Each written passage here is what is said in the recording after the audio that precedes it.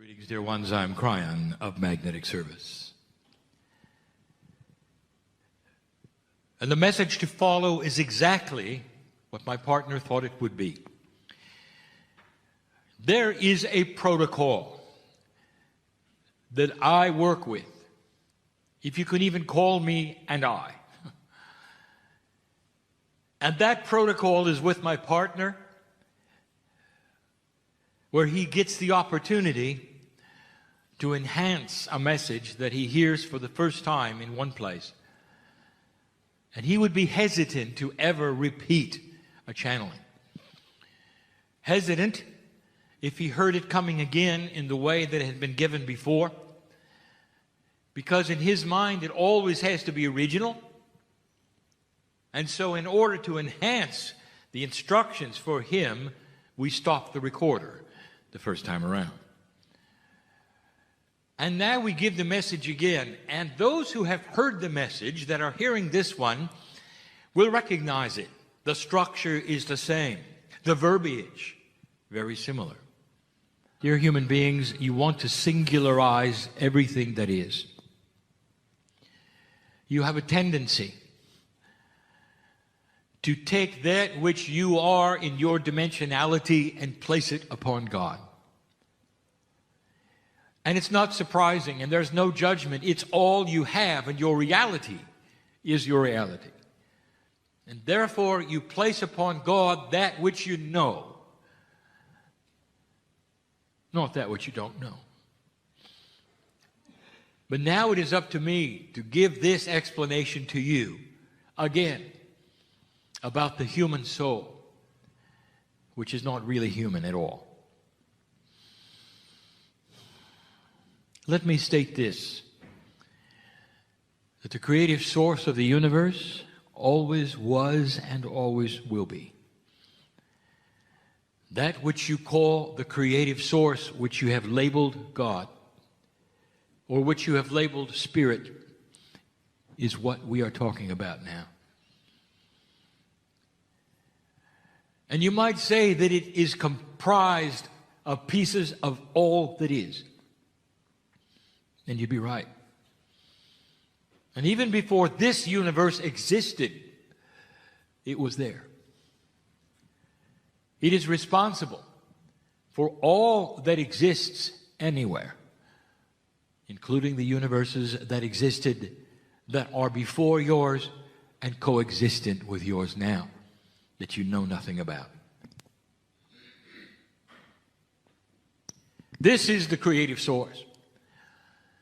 And that particular source that you call God has a soup of energy that is what you would best call a quantum soup. It is beyond your physics. It is beyond quantum physics. It is in a realm all by itself, which is God. It is spectacular and beautiful. And you were there. You were there because you, the very core of you, is part of God. I want you to really get this straight. Can you imagine being here? Literally and able to see any part of your beautiful universe, the very creation itself, to exist in front of a supernova and watch it work and explode, and the light that existed from it, all knowing it was part of natural physics, part of the creating process, the cycles of energy. There would be no harm come to you. You would be able to see and hear everything that is seeable or hearable in any dimension that exists. Your senses would be so grand and so great, you would know of things in great distances, as though they were happening all at once around you, and you would be able to separate anything, no matter where it was, and even hold an image of it. The creative source is that way. Everything that you can imagine, which is God, is bigger than you can imagine. And you were there. We only have the word you. And I'm not talking about the human you. And you know that. You are part of me. I am part of you. This is the hardest thing we will ever teach. We'll continue to teach it. The linear mind doesn't understand it. And that is also on purpose. If you could see who you were, you wouldn't stick around being who you are. It's hidden from you. Some of the teaching in the New Energy is an expansive consciousness where you are seeing more of who you are. And in that expansive consciousness, it's not just about discovery of a new biology or new inventions. It's a realization of the who when it comes to that which is in you. Imbued in every piece, every molecule of DNA, imbued in there is the Creator.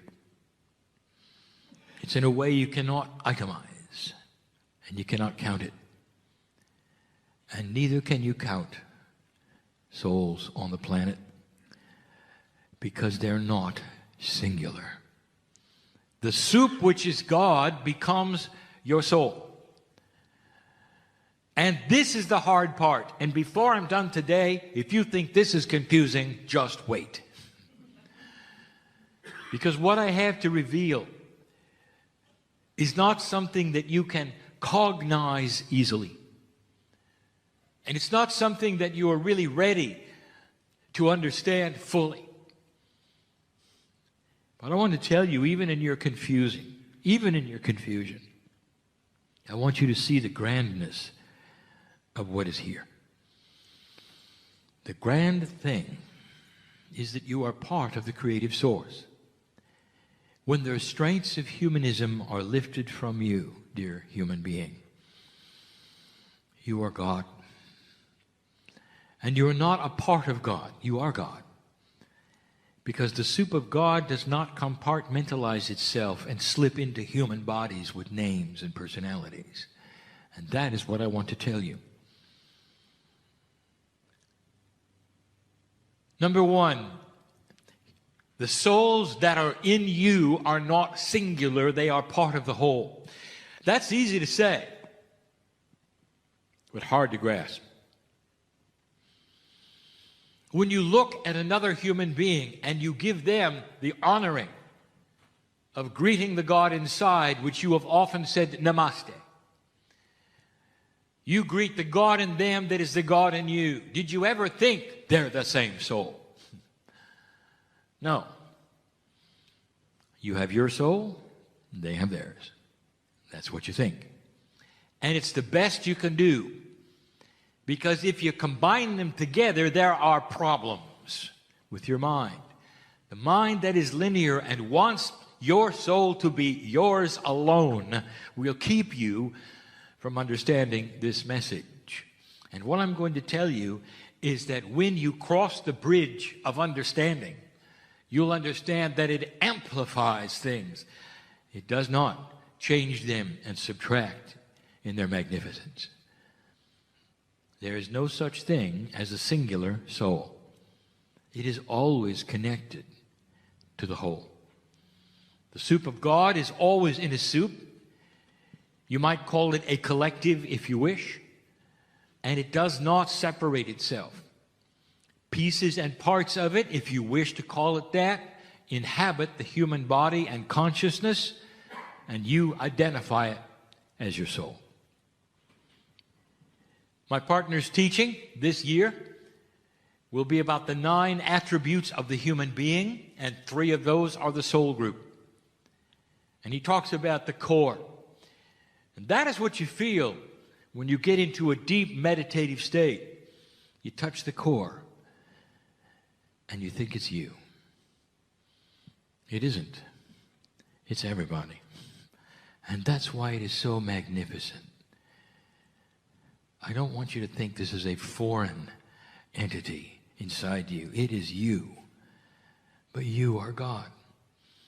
The only linear thing is that humans live in 3D and never see the connection. And here's what it means.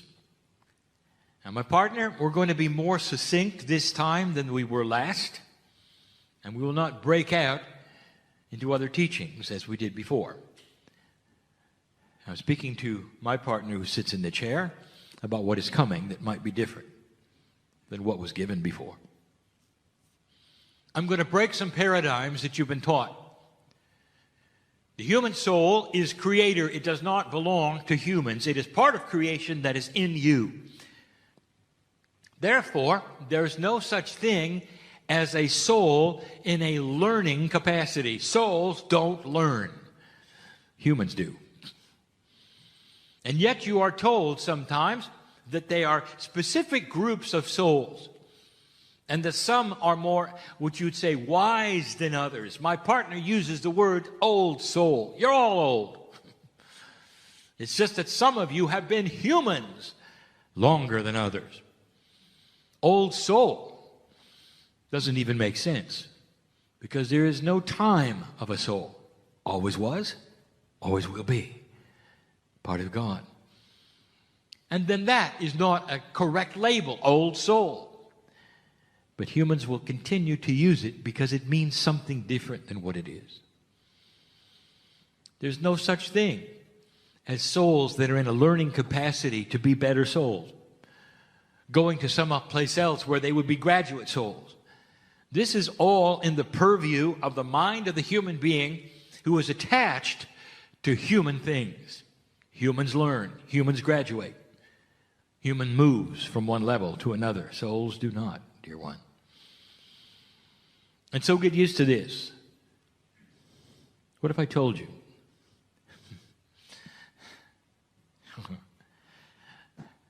Your soul is identical in its magnificence to every soul on this planet.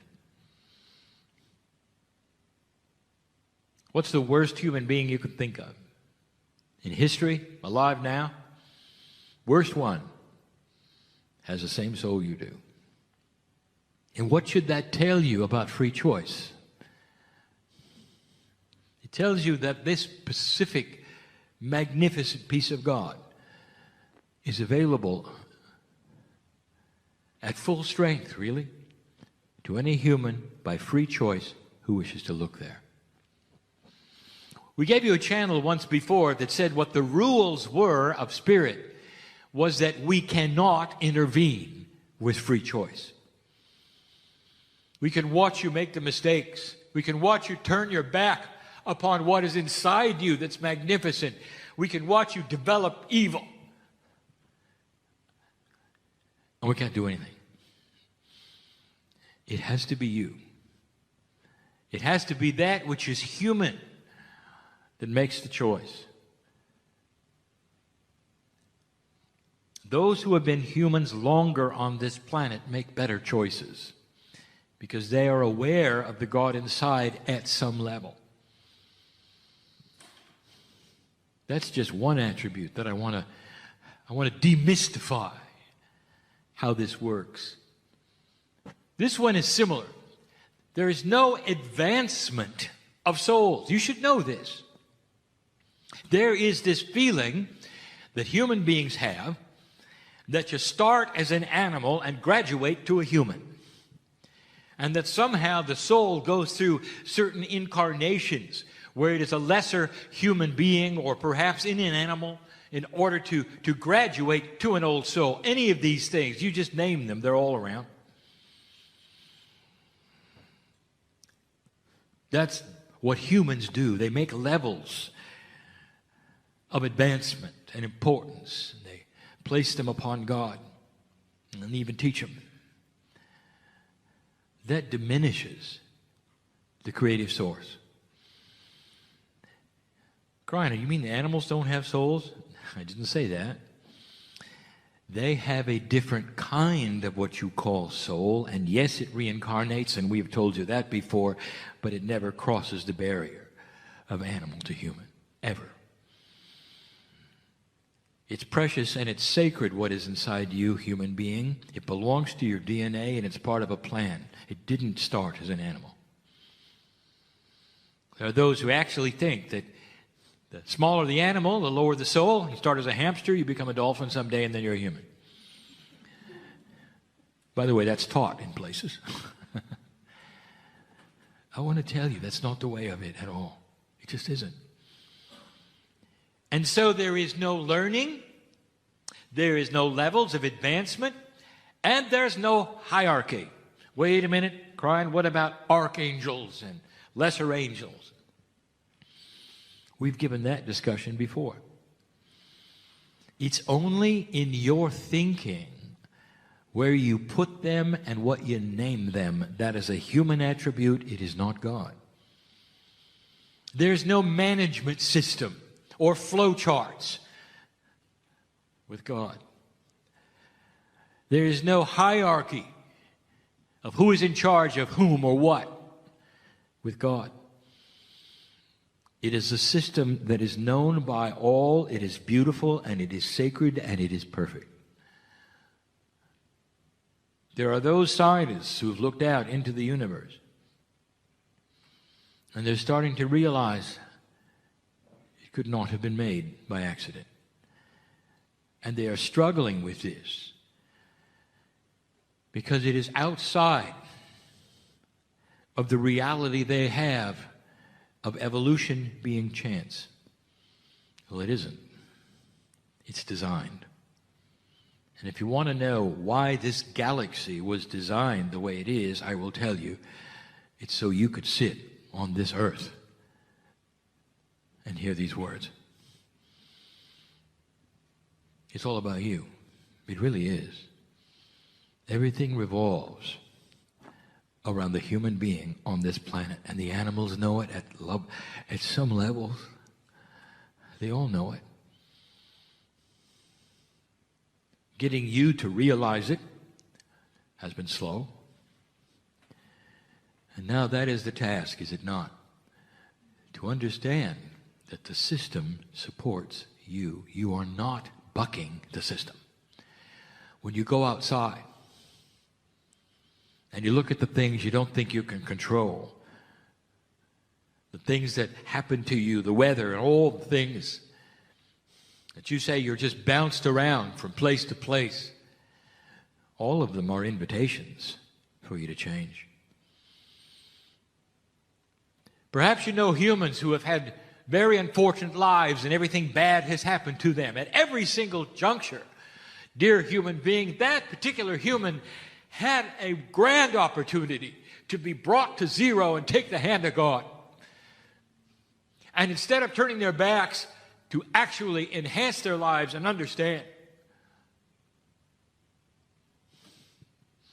And they either did or they didn't.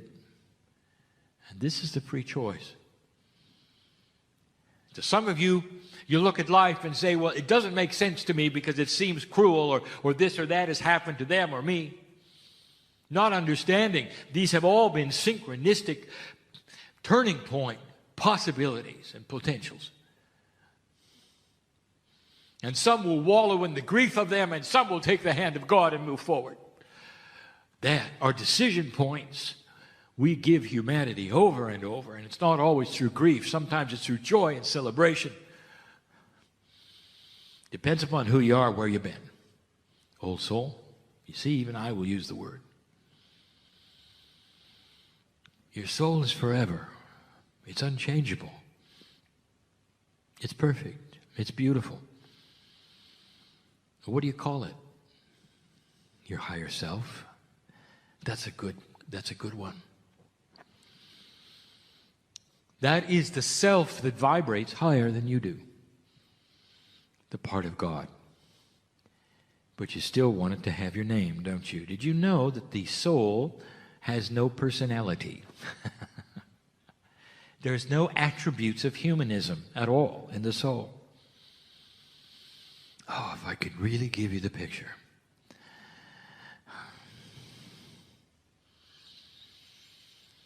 I would love you to see it. The perfection of the universe that you share with every other human being on the planet. Do you know what increased human consciousness really is? It's building the bridge to connectivity. when you start to understand that really you're all the same. My partner has spoken about the evolution of religion on the planet Earth. And the thing that to expect, that we have asked you again to look for, is how religion, organized religion, will shift. The question has arisen, will it survive? And the answer is yes. We have told you before, it doesn't matter how humans find God. It really doesn't matter. And there will be levels of human knowledge because of the levels of human understanding about who God is.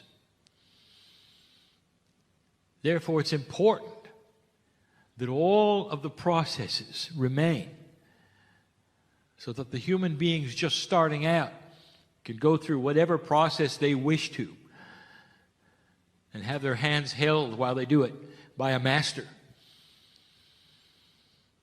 So what about organized religion, and how is it going to change? It's going to start seeing connectivity, and this is what we teach. There's going to be an understanding and a revelation, perhaps even a return to the original teachings that they will then look at, which honors all the other belief systems. When the religions of this planet join together and realize they are unique and they are okay to worship the way they wish to, and at the same time acknowledge the others' rights to worship the way they want to, you will see an expansion on this planet of spiritual work and knowledge and understanding and compassion. But as long as they separate into groups that say, we know how to worship the one God better than you know how to worship the one God, you're in trouble. And you knew that, didn't you? Religion is not going to diminish or go away. It's going to get bigger, especially when it is one that is what I will call compassionate to all the others.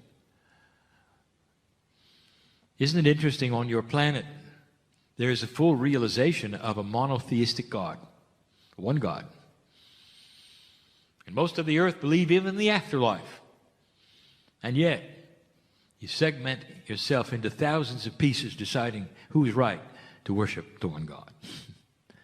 That is what will change. It's about connectivity. And what I'm about to give you will challenge your perception of connectivity. We bring up the subject next, and finally, about soul sharing. You're not going to like this, dear ones, because it breaks the paradigm of your traditional thought. We'll start easy. We'll start simple, and then we'll get hard. Soul sharing. Have you heard of a walk-in? All right, let's talk about what it is. What you think it is, what you're taught it is, the problems of logic and singularity that exist. Here is what you're often told. A human being will pass and come back. But in order to come back quickly and move over the growing up period, in order to accomplish things quicker, they will soul share at approximately the age of 8 to 13 with another soul that is grown up already. That's the walk-in. And so now you have two souls, supposedly, in one body. Follow me so far? So now the walk-in has an attribute that you have to ask about, and many have. All right, what happens to the first soul? Does it take a subservient position? If the name is Sally and the second soul comes in, and that was Henry, it's confusing. What does Henry think about it, being in another gender with Sally? Can they exist together? Does one take a back seat? Does one go forward? Does one simply give up and go back? What is the process of this? And human beings that are esoteric wring their hands and have discussions and say, how can this be? And what do we make of it? And we sit by and we look at it and we go, what are you talking about? You have a 3D argument going on, and all of the machinations of your logic puzzles have been created by you. Because Henry and Sally are just fine with it all.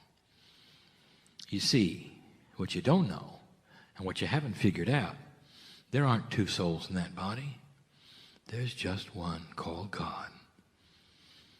The Henry and the Sally, that's what you made of it. One soul joining another and soul sharing is like God with God. It's you with you. You just got bigger. There will be arguments. Well, what attributes of the Akash belong to Sally? And what attributes of the Akash belong to Henry? What if I told you they combined them? What if I told you things just got bigger with the walk-in? Would that be all right? What if I told you the whole purpose of the walk-in is combined Akash? So that the experiences of many lifetimes, apart from what you think is singular in your past lives, can combine into another human being as one. Now that's confusing. You see, it's bigger than you think.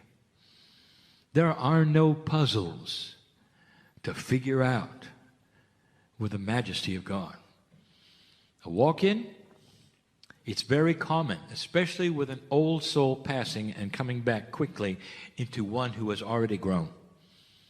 It is a system of benevolence, of understanding, a fast-tracking system that allows things to happen better than they would have otherwise and taking less time. And by the way, it's often in a family. Now this is going to get worse if you're confused already. The next subject, soulmates. It's not what you think. One person meets another person, and they have a connection. And it doesn't matter. It's outside of romance, although that's there too, to really confuse things. It may be a past life as a brother, sister, mother, dad, but they know the person. They think like the person. They can have conversations and looking at each other's eyes and just being amazed.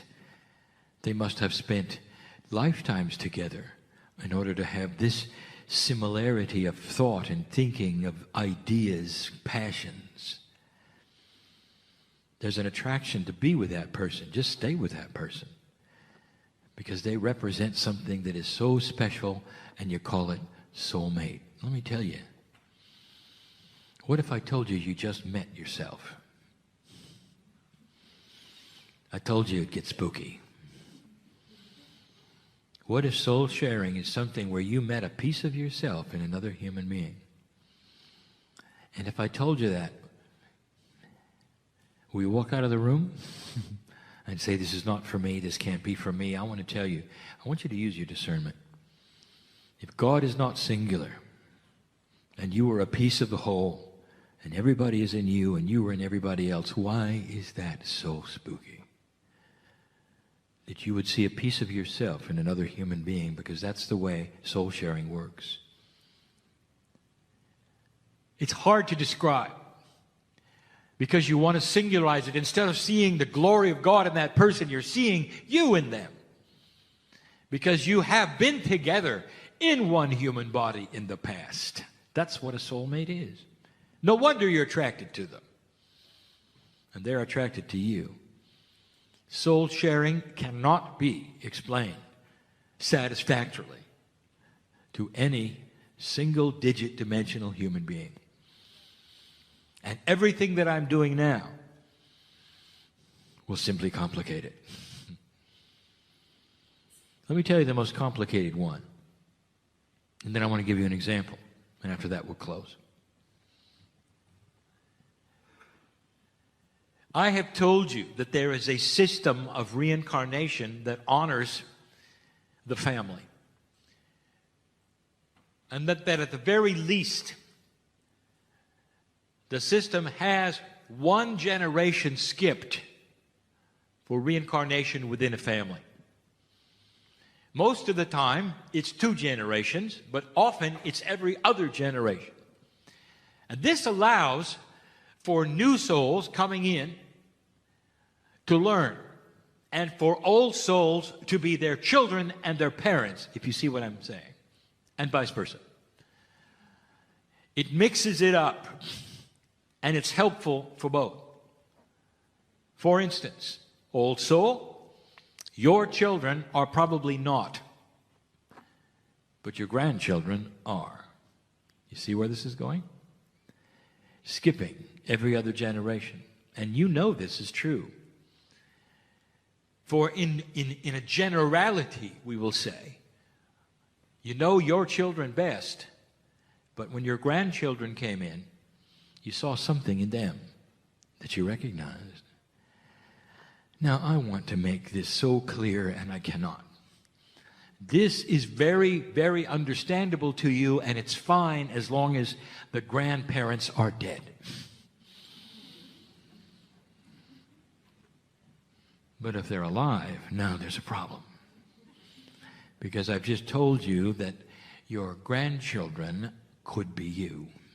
What do you think of that? You look in their eyes and you know what's in there, don't you?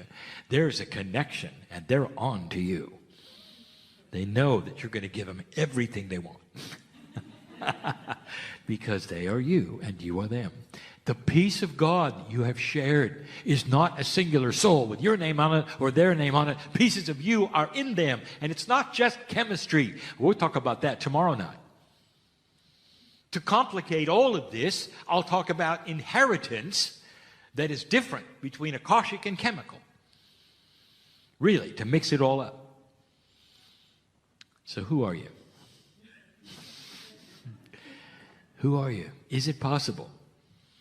The more you get to know each other, the more you see the same God in all of you. The connectivity is what solves the problems of human variety, of you not getting along. There'll come a day, dear ones, if you follow the same progressions of those before you on other planets who have gone through this before, there'll come a time when you acknowledge the similar God in all of you first, and then the personality differences second. This is a secret to peace on earth. Looking at the other one and knowing their desires are the same as yours. That it's compassion, not trickery. It's generosity and not bullying. And you start to look at what creates what it creates in personalities differently and aside from the God inside. You'll see their degree of awakening and help them to do what you've done through what you can show them in your graciousness and in your maturity in how you live. That's the only vehicle of teaching other human beings about God that we have to give you. Let me give you a little story, and then we close. I want to talk about Evelyn, the everlasting tree.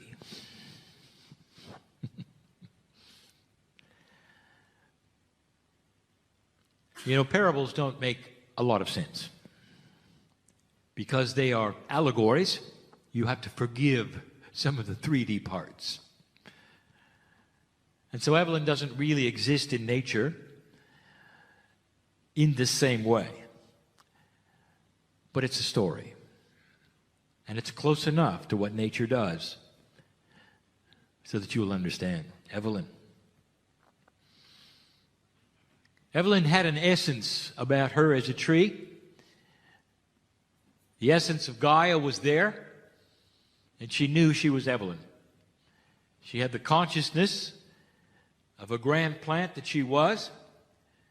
Her purpose, her sole purpose, was to grow as much as she could and to give oxygen to the planet for humanity. Evelyn put down roots, as trees do as they grow, and she could feel her roots go down. And they would then absorb those things which she needed for her growth. The resources of the dirt of the earth were in her roots, and she grew taller. As she grew taller, her roots then spread out more in order to anchor the size that she was and the majesty she represented in her forest. Now, Evelyn wasn't really aware of all of the roots. There were so many of them over time. But one in particular found its way back to the surface, a great distance from her, many meters, and sprouted. And this sprout then became a tree. And this little sprout started growing just like Evelyn had, and it had a name, Martha. Now here is Evelyn watching Martha grow up. Martha grew from Evelyn's root. Now Martha, over a period of time, put down some roots, and the same thing happened with her. In the same time, Evelyn had other sprouts going on in the other direction.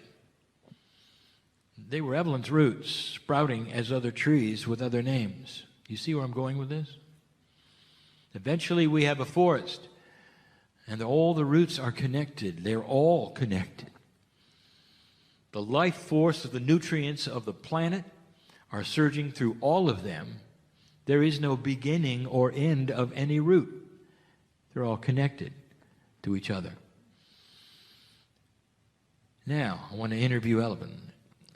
Evelyn, who are you? As you look around the forest, are you Evelyn? Or are you also Martha and George, Sally? Who are you? And Evelyn would have to stand tall and say, I am all of them, and they are all of me. Because our roots are combined together from the same source. I want you to look at that. And I want you to understand that it is the metaphor of who you are. In nature, you look at these kinds of things and you say, how unique. You don't see it as you do yourselves, with individual personalities, lives to live, or you walk around. But it's true. Connectivity and the realization of it and the oneness that is all is going to be the salvation of humanity.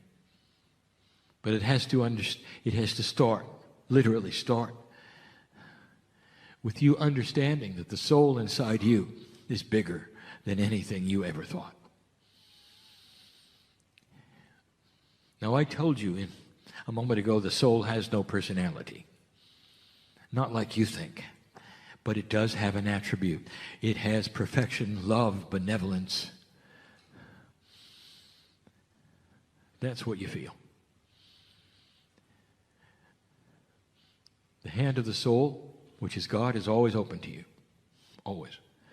From the moment you're born, the invitation is to discover who you are, to take that hand and move into a position where you can change the planet.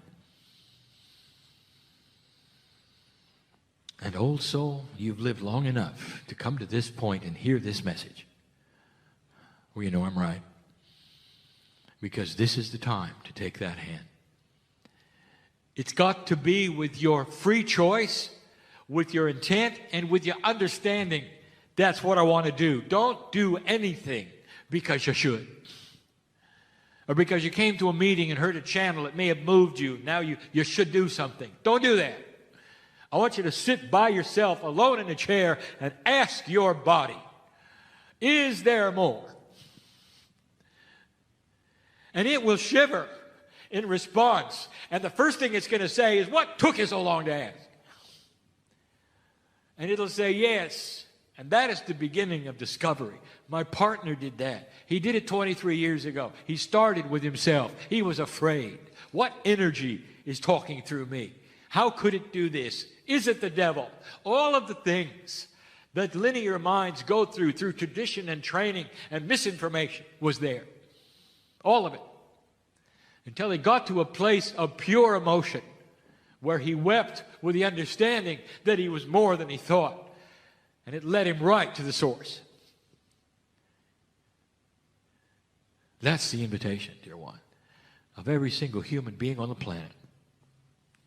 If you relax and talk to that which is your innate in your body and let it help guide you to the truth, you'll get it. Don't listen to me. Don't listen to another human being. I want you to start listening to you. Start asking yourselves and yourselves what it is you need to know. And it'll tell you. Is this channeling real or is it not? Use your discretion and your discernment and all the words you want. Discern the energy of the day.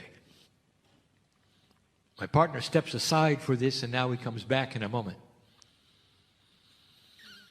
All this time to give you a message of love coming from that source, which is you. You ought to recognize this voice.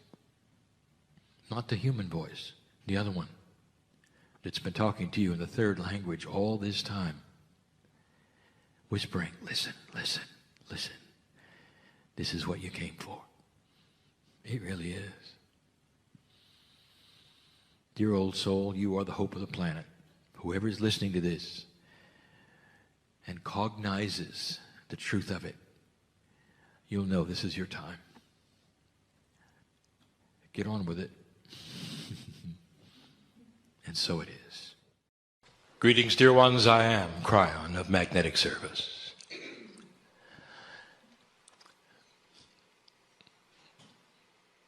There would be those who would wonder about the consciousness of God. And how is it that such a high vibrating attitude could ever be presented in 3D? And so we again tell you that this is the puzzle of what you see happening now. That those who have come here designed to be the teachers, that would have the attributes needed to do what you are hearing now, are the ones that become the spiritual translators. And they're in the room. And we know who they are. And it goes beyond those who would channel, right into those who would teach. It goes to those that call themselves in this room healers. For they have the same task as the channeler or the teacher. And that is translating a perceptual, metaphorical message into 3D practicality. The healer stands before that person who comes before them. And their intellect knows at a 3D level only half the story. And the discernment of their higher self and the energy that pours to them, which we call channeling, gives them the rest of the picture. Where to touch. What energies to develop, whether to be soft or energetic. The teacher stands before the piece of paper, which is empty, and asks, what is next? And on the paper starts to flow the information for the next sermon. And that's channeling. The one who sits in the chair empties their mind accordingly and does not give God a laundry list of things that are wrong in their lives.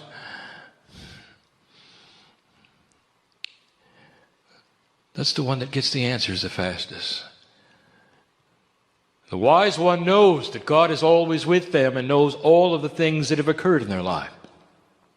Right to the point they sat in the chair. We say it again, blessed is the one who is quiet and says, dear God, tell me what it is I need to know. Without a bias, without a prejudgment of what they think the answer might be. And that's when it flows in. And sometimes the answer is simple. Dear one, if you come to that point, that precipice, and you need answers so badly and you want to hear the numbers or the words, don't be disappointed if all you get is a hug. And my partner said it, that is an answer. And the answer when you get a hug is that practical answers are on the way. You're going to get them. You're going to see them. Synchronicity will bring them. And in the process, relax. Without the relaxation of that, you will make decisions that'll get in the way of the synchronicity that will occur. Therefore, the hug is an answer, isn't it? That you're not alone. That you're never alone. This entire seminar, this entire day, has been about perceptual communications. From the information about the alignment of 2012 right down to what my partner calls a quantum perception, has been everything he has been told to do. And through synchronicity, he has been given the teaching points. And this is the way it works. And whether it's an author on stage, or whether it's a mom with her kids, the answers come in these ways. The mother loves their children so much, wants to see them with wisdom. The children don't necessarily have yet. Doesn't want them to make the mistakes they made. I want to tell you, there are answers in that. There are answers in that. Teach the children what you know about God. That's the answer. Don't teach the child what was wrong with what they did or what's wrong with what you did. Don't teach the child necessarily the lineage of mistakes you made. Instead, look in the child's eyes and say, I want to tell you what I found. It is most important to me, that goes beyond any generation gap that ever existed. I found God in me and you got it in you. And you can find it any way you want to. But it's going to keep you out of trouble. It's going to keep you wise. And innately you'll know what to do at the times when your parents are not around. You couldn't give a child anything better than that. This is quantum teaching. The word quantum used in a popular way, meaning that which appears to be nonsensical randomness has purpose and there is a system to it. You can't see the logic of it because it's out of your dimensional perception. So I want this to be a message today, a core message, one that gets published, about perception. I want to show you how human beings perceive God in an old and a new energy, and how God perceives humans. Pieces and parts of all this been taught now for 21 years. We put it together so you can hear it yet again. Altogether, perceptual message. Human beings are changing the way they think. But it cannot change unless you get out of what you would call the survival instinct of 3 dimensions. For within the reality that you claim is all there is the box you put God in. And that gets in the way of everything you do. Think about these things. All of these years, what humans do with energy. When you feel something that is not part of your reality, it disturbs you. And you do one of two things with it. You either worship it or you condemn it. Very few human beings absorb it. Because it's frightening, is it not? It is not in the box of the reality that you would expect. If a miracle happens, what do? Thank you, God, you say. All of the credit, therefore, goes to a divine power you cannot understand, which is beyond all things explainable. And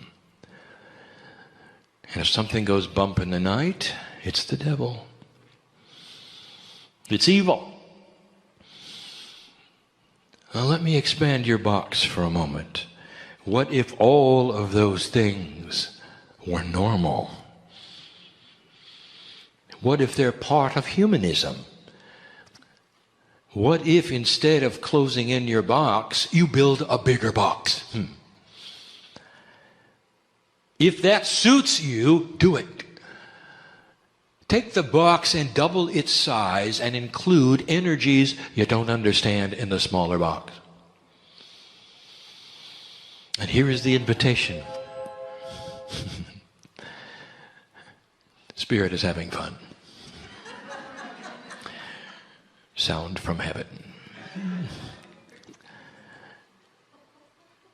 The next time you get an unusual healing, something that happens out of the normal, something that you might even label as typical spontaneous remission, which isn't, why don't you say, thank you, inside the Creator, which allowed this to be manifested. Why don't you say, I am powerful in that I am a piece of God, and all of these things I give thanks for. In the name of who I am, a creative piece of the universe, learning to expand my energy. And when something goes bump in the night, you might consider that it's part of a system of energy, for we have told you that all energies that are produced on the planet stay here. All good things, all bad things in your purview. If there was a dramatic moment, something that is abominable to the human spirit, it is imprinted in the air. Bang! Stays there like a tape that replays itself. It's energy. Doesn't necessarily mean it's an entity, does it? And you might experience it. It's not evil. It's simply energy. And what does it beg you to do? Clear it. We've told you this before because your energy allowance has an attribute.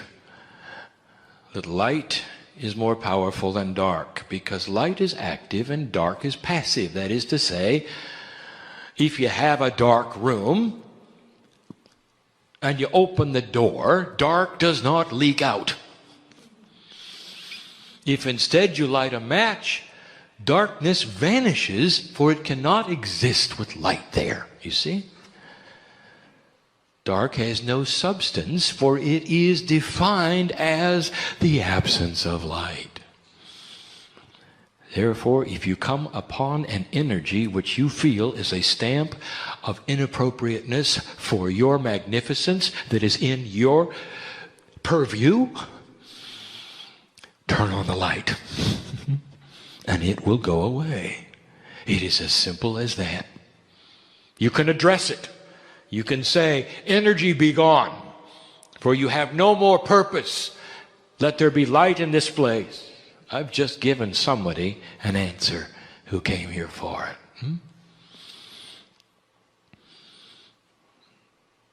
It's time to expand the box. Perhaps it's time to eliminate it.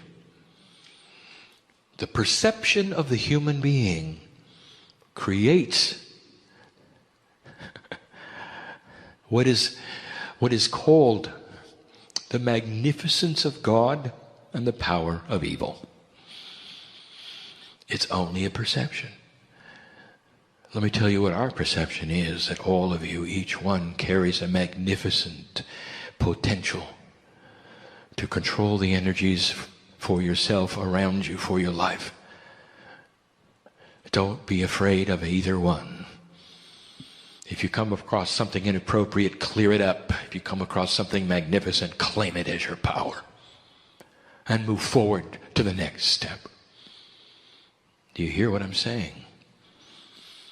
Time to have a perceptual shift, is it not? Humanity has consistently put God in a box of fear. You fear God, do you not? Because God is big and humans are not, supposedly. Let's talk about that human perception. The human wants to paste human attributes on the divine. The creator of the universe. Supposedly, when you step across the veil, you're going to find strife. You're going to find war. You're going to find angels fighting angels. That's your mythology, isn't it? You're going to find one of the attributes of humanity that you have pasted on God completely and totally. You're going to find punishment and reward.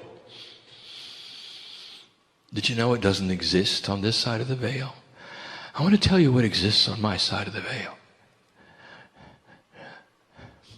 A soup of magnificent energy. It sings a message in color and light. There's no strife here. The creator energy has no strife here. There's no punishment here. There's no reward here. There's only creator energy here. You're part of the creator energy family. You should know this. And you should have the wisdom also to know that all of the things you paste upon God are the human attributes. That you can't think past that box of what God must be like. Mm-hmm. And so you create wars in heaven, you create angel strife, you create things that would then explain the devil. Fallen angels, pearly gates, lists of do's and don'ts, of goods and bads, accounting, places you go, golden streets. All human perspective pasted upon God. I want to tell you it's a lot different than that. And I want to remind you that there are those who have seen it.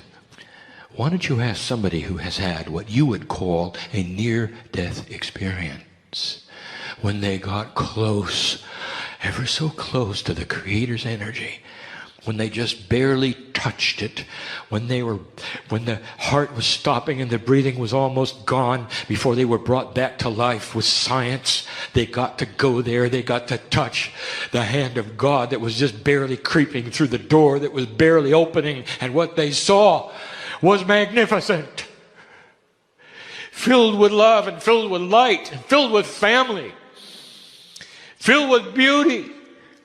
There was no strife there. There was no punishment there. And when they came back, listen to what they told you, for it changed their lives, didn't it? Listen to each one talk about it. There is nothing to fear, they said. Death is something you experience a lot of. Blessed is the human being when they're born and when they die. And they have the wisdom to say, oh, it's uncomfortable, but I'll get over it. Because I've done it before. Birth and death, most uncomfortable. And how many times have you done it, old soul? All of you are going to go through it again. Every single one in this room is coming back. Sorry. I'll tell you why. I've said it before. You have the mind of God on the other side of the veil, not the mind of a human being. You see the Akash, you know who you are, you see the lineage, a purpose of who you are. You can't stay on my side of the veil when you're not complete, when you're not finished. Here you are in this shift. It's going to shift the planet so that when you return, you can finally do something. Do you understand what I'm saying? This is the transition. And you come back, you can finally do something. Old soul, it's eminent. Some of you over 50,000 years old. You're not going to stay away. You're not going to miss the end of the transition. There's a lot more here, perceived, than you know. In an old energy, humans even took God to the limit, making many of them, one for the ocean, one for the sky, giving them children, creating anger, reward, love and hate. All the Greek gods had that. Trickery, deceit, deception, revenge, all assigned to God. Have you ever heard a revengeful God? That is a human attribute pasted upon the energy of fear. There's nothing to fear. You're growing up. You're starting to understand that if the Creator's inside, that communication to God is instantaneous. It is yours to have. You don't need an intermediary. You might have in an older energy. That's why it occurred. Let me tell you about worship. Let me define worship for you. Blessed is the human being who gets together with another human being or a group of human beings to celebrate their divinity. That's worship. And what is exactly the thing you're worshiping? Is it a great divine power that you are going to kneel in front of? Or are you honoring that which is the God inside you? You know the answer. For humanity is beginning to see it and beginning to change. I am Kryon, so I feel an interdimensionality that you cannot.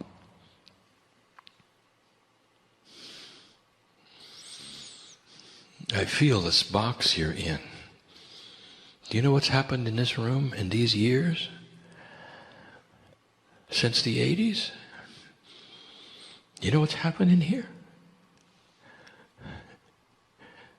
Epiphanies.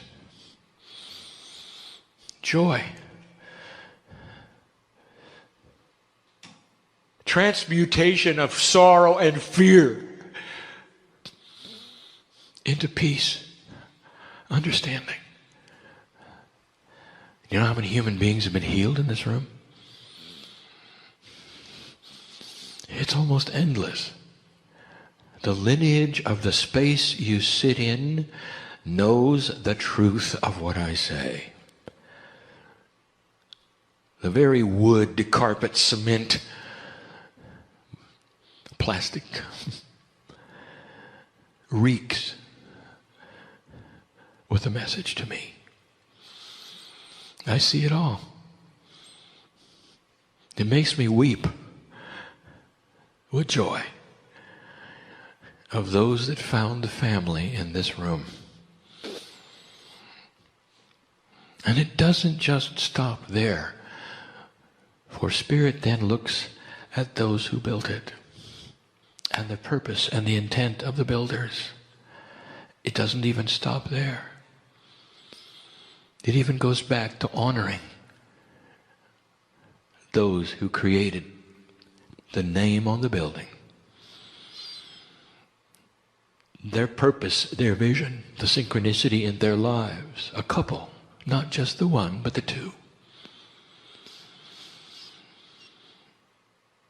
And had they not processed and proceeded in an old energy and fought against many things, the building would not be here. The synchronicity of the healings would not have occurred. This is what Spirit sees. What is our perception of you, dear human being? I will tell you that there are those in the room who we see the same kind of lineage I just described about the founders here. That is to say that there are seeds being planted and synchronicity beginning that will create a place of worship, a place of healing within their own lives. And I don't mean a building. I mean a family that gets healed. You know who I'm talking to? I hope you do. At this moment, I speak to those in the building and not the reader, not the hearer. In the building, I am telling you, there are those here who can leave different than they came. They can leave with the seed planting that will actually help those around them in ways that those around them will go on to affect those who are around those others around them. And you start what you would call then a pyramid of joy. It's the first time I've used the term. That's what we see. That is our perception. We don't see a singular human being. We see the culmination of your lives, of your wisdom, of what you've learned, of the shamans that sit in the room pretending to be ordinary.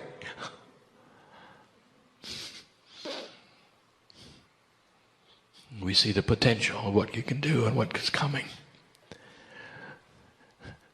But not if you don't believe it. Do you understand the profundity of what I am saying? If you walk out of the room unchanged, if you don't open your heart, there is no punishment. Same number of angels go out with you, dear one, as the healer. But what also goes out is lost potential. There are those who have come for healing in the room. And so I'll just say it. Do you want it or not? And if you do, don't decide that it's going to be a spontaneous thing and run and get a blood test. What if instead there is something implanted in you to give you information and wisdom to proceed and meet somebody else who knows what to do? What about that? Don't decide how it's going to work. Honor the process of synchronicity, of the planting of spiritual seeds that lead you to other places you not necessarily would have gone to. That's how healing works. It includes the healing of a workplace, and you know who I'm talking to right now, for you've come with this issue. I'll tell you how it can be healed, and you don't believe it. It's going to start with you. When you relax with the problem before you and it no longer pushes the buttons of drama, anger, and frustration, watch what happens around you. It'll solve itself. I want to tell you, there's energies that want to push your buttons. And as long as you react, they're happy. When you stop reacting, they'll find something else to do. You understand the process I just gave you? Let it begin in you. Every master that walked this earth had an attribute. People loved them. Animals loved them. Children loved them. Nature loved them. They could walk by flowers and they'd bloom. This is real. They had the energy of God. And all of nature saw it, all of the children saw it, all the animals saw it, and an adult, even one who was dense in an older energy, didn't understand but just wanted to sit next to him.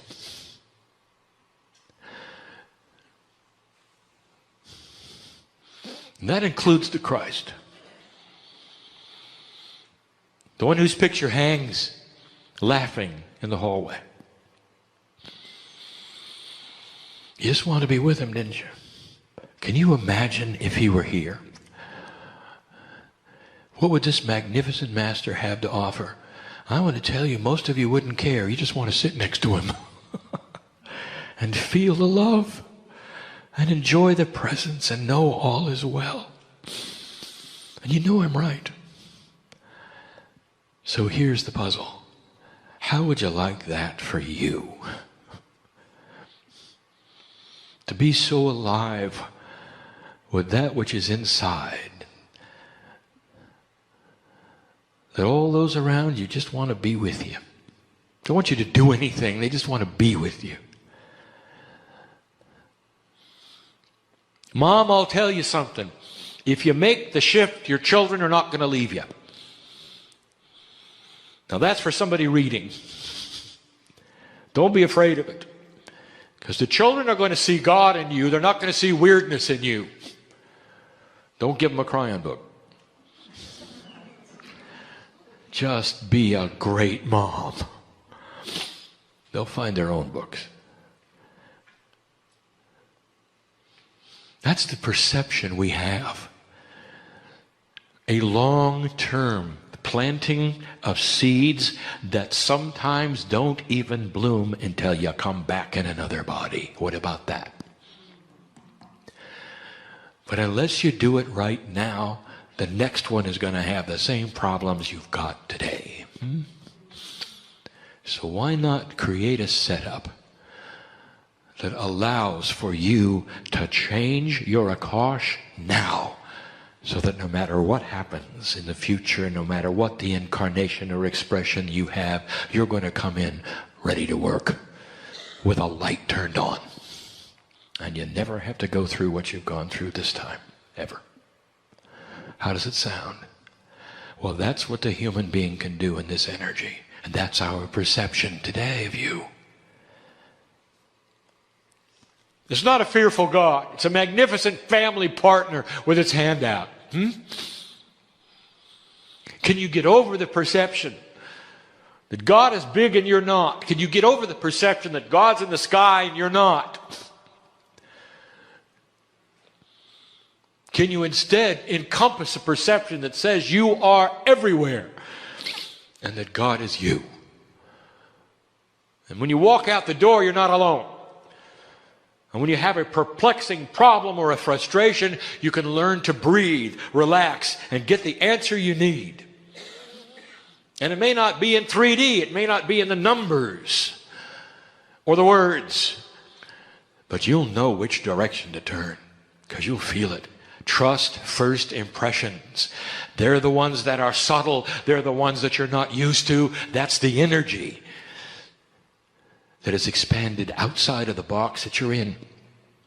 Don't analyze it. Don't intellectualize it. Listen to your heart.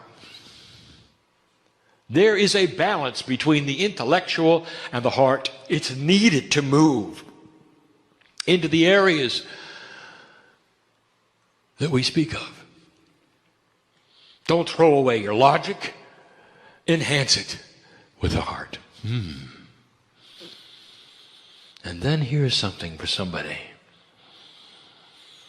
My partner spoke of the bias that the human always wants to move forward and never backward. You don't understand. Sometimes moving back is to revisit something to learn it better. It's not a bad thing. Somebody needed to hear that here. Give it another shot. Don't make up your mind. It's over. And that's for you, and you know who I'm talking to. I know who you are. Why wouldn't I? Family, why wouldn't I? With auras that are 26 feet across, why wouldn't I? You think you're hiding in the back there? Oh. Magnificent. I have a woman sitting here who used to hold a very big sword. And she knows who she is. In battle, he was great. And now she holds the sword differently. Today it's the sword of truth. And she slays drama. And she slays all things inappropriate. And the sword is even bigger. You don't know who you are. Maybe it's time you listened to inside. Your DNA knows. Inside your DNA, 90% of it is involved in spiritual quest. 90% is quantum. Less than 5% of DNA makes 30,000 human genes. That's the 3D part. 90% is all the rest. It is the beauty of the higher self. It is the angel inside. It is the guides. It is the Akashic record. It is the pointers to the entourage. It's the pipeline. It's the golden cord. It's whatever you want to call it. It's in every single human being. And you are beginning to activate it. It brings you to the chairs today, does it not? Makes you wonder why you're here. I know why you're here. I know what brought you here. You all have something in common. You're all my family. You even remember what the universe looks like. You can hardly wait to take a look again. Beautiful beyond words. Glorious with energies that you will remember when you go back. And when it's time, you'll return. There is no one God. There is all of us. And how many is that? It's all. An infinite number of ones that together make it all work in a system called love. That is the power of the universe, and you can see it in the way the Creator creates. Astronomers pay attention, for you're looking at a benevolent Creator. And you can see it in that which is created in the universe. It is biased for life. It is not random. There is a system, and physics is starting even to discover it. He even gave it a name, intelligent design. There it is. Proof, if you wish, that God is good. Do you have a fearful God? Or do you have a family member? That's the question we leave you with. Perception. Change it. And you're going to find something that you didn't expect. As you vibrate higher, all of the things that have been in a higher vibration will start to show themselves. Invisible to you in a lower vibration, observable and usable in a higher one. The tools lay there, unused and ready. Manifestation is yours. Longer life, the elimination of disease, the beginning of you being able to change your own cellular structure, your makeup. You can do things that only stem cells can do with your very conscious thought. It's always been there. But you're going to have to vibrate higher to see it. Perception. How do you perceive us? I hope today has changed it. And you will see us the way we are. Family with our hands out, ready to take yours. On a journey you didn't expect. And so it is.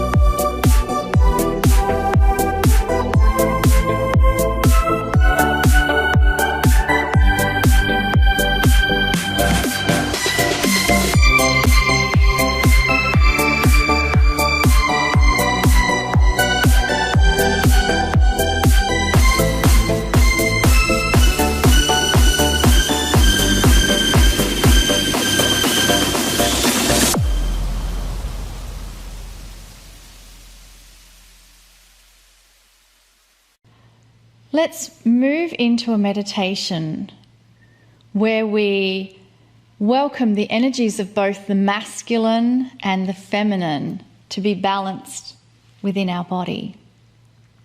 So I invite you to close your eyes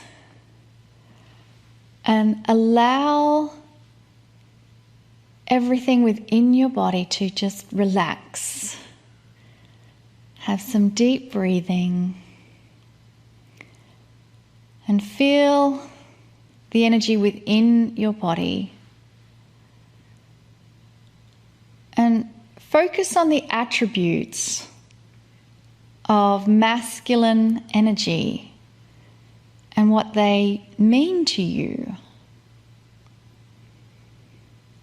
You may think of words such as protection, strength, courage, and allow yourself to focus on the energy of the divine feminine. And you may think of attributes such as love, compassion, patience, wisdom, and understanding. And now ask and give the intent to balance the masculine and the feminine within. Give the intent that we now balance the energies of divine masculine and divine feminine within the core of our being. And when we feel, sense, or imagine this balance of divine masculine and divine feminine, know that this is the energy that Kryon comes to you with this full complement of divine masculine and feminine. So now we welcome in the beautiful energies of Kryon. Greetings, dear ones. I am Kryon of Magnetic Service.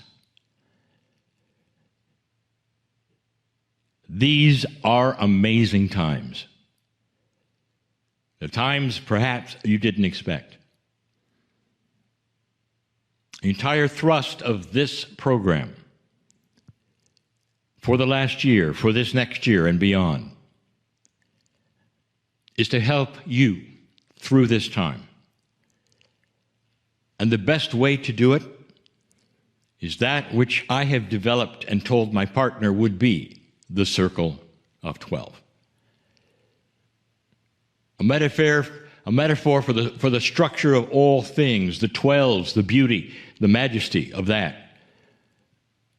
But the main one is to step into an area that old souls are not used to stepping into, and that is your own magnificence, your own soul.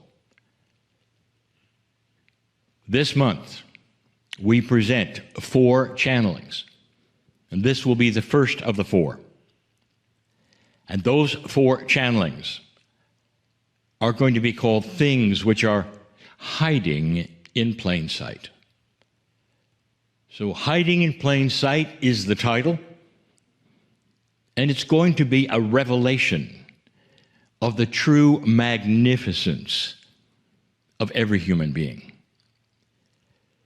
The fact that they are hiding means that they are unknown to most. Something which is hiding usually means that there is an intent in the hiding, and there is. We have told you from the beginning that free choice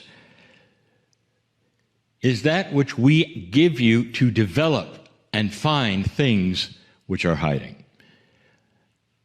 That if you simply wander on this planet and look around with what people tell you, with what is there, with what is presented to you in 4 dimensions, you will not see it. The ones who were the best at discovering the things that were hiding were the indigenous. They recognized right away that there was more to what was humanity themselves than what they saw. And that led them to so many things that today you are rediscovering.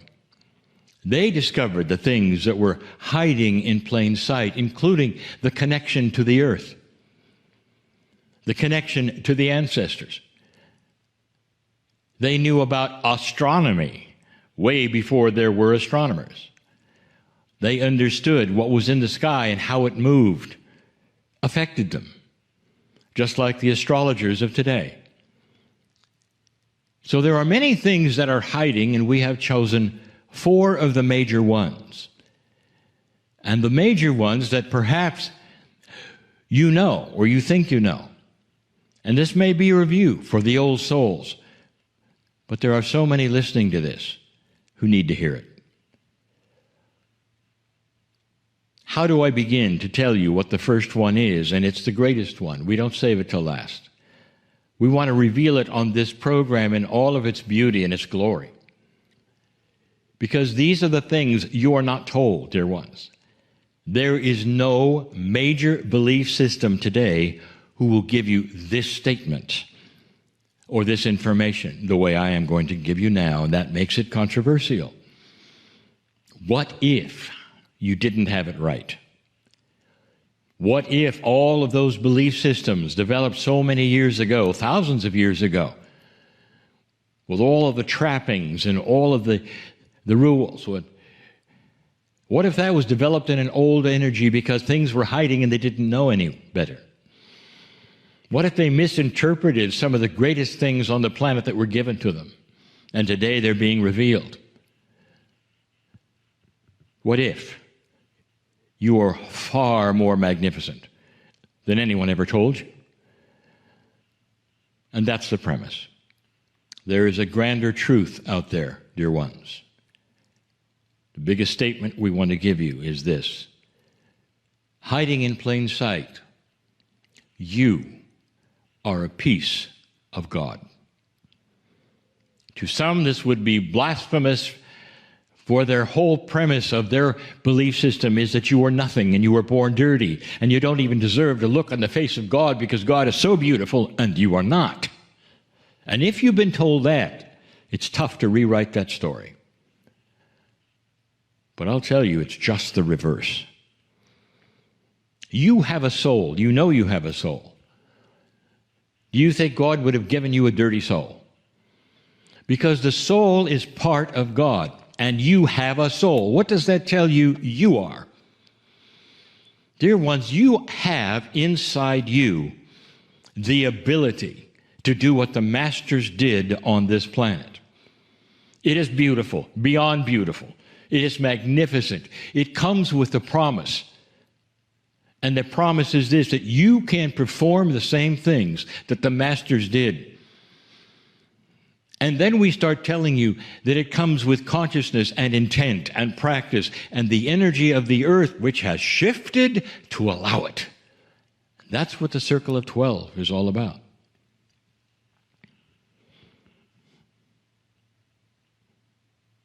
There was a master named Jesus,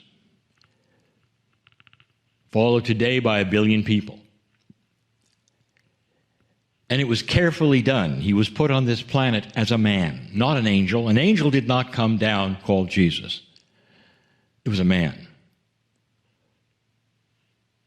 And through this short life of this man, especially toward the end, he showed everyone who was there what he could do. And it was miraculous, truly, today. He woke people up, seemingly, who were dead. He created things out of nothing and was able to supply the fishes and the loaves and when there were none. He walked on the water. He did so many things that those who will follow him will talk to and say, you see, that's why we worship him. He didn't come to be worshiped. Dear ones, that man came to this planet to show you what you can do. He was called the Son of God, and yet He himself, in certain ways, perhaps in veiled ways, in certain metaphors, said, "You're all sons of God." And that was the reason he came, to show you what you could do. And in an old energy, dear ones, he was worshipped, and then, of course, he was disposed of. That's an old energy of the planet. That's what you did with the prophets at the time, and he wasn't the only one. Now, here's what I want to tell you. Almost everything he did is being done today by other men in certain countries that the Western world is not even aware of or doesn't want to acknowledge because it's just too strange. Creating things out of nothing, yes, it's been done. Awakening those from the dead, yes, it's been done. Touching people and having them go into spontaneous remission, yes, it's being done. Creating changes in physics so you can do things even as odd as walk on the water, yes, it's been done. In this modern day, you can find it, and it's there. Because that was the message of the Master. You can do these things just like I can. Because inside you, you have the creative source. That is the legacy that you come with, old soul. This entire time, from 2012 to now, has been shaped by the changes in the magnetic grid when I arrived in 1989, moving in a way so that consciousness could also start to shift and move. The relationship between consciousness and magnetics has been shown in science and proven. Therefore, consciousness is energy. And now you know, consciousness can play an important part in physics, and they're going to discover that. Already they're starting to work with that which is coherence, and that is what one human being can do with another and with groups. All of these things are starting to rewrite what you think you can do. And now some of those who come to this program as guests will start to use the same words that I have used for all these years. Look for the words magnificent. That's who you are. It's difficult to rewrite a story, a narrative, perhaps, that you've had from birth that would say to you that you are not able to do certain things, that you're not worthy to do them. And people in high respected places, perhaps even those you love, will face off to you and look in your eyes and say, "You know, don't you, that you're not worthy?" And you believe them. And it's not a conspiracy to make you unworthy. It's the best they had, dear ones. It's their belief, dear ones. But what if, just what if, it's changed? And now the revelation of a grander truth, a beautiful truth, can be yours. What if the sun has come out spiritually and given you the ability to look around for yourself and say, well, maybe they got it wrong. And it's not their fault they got it wrong. And they're still getting it wrong. It's not their fault because it's their narrative and their story and what they were told and what they believe. But what if it's so much bigger than that? And in that, perhaps you don't need a system at all. In that, perhaps all you need is love and the compassion to take the hand of Spirit and say, yes, I now understand that I am part of the plan that is God, that I'm here for a reason that is far, far grander than anything anyone ever told me. And that reason is to help the planet with compassion and love. And I can do it just like the masters did it with them. And I can assemble people who want to know about it because I love them so much.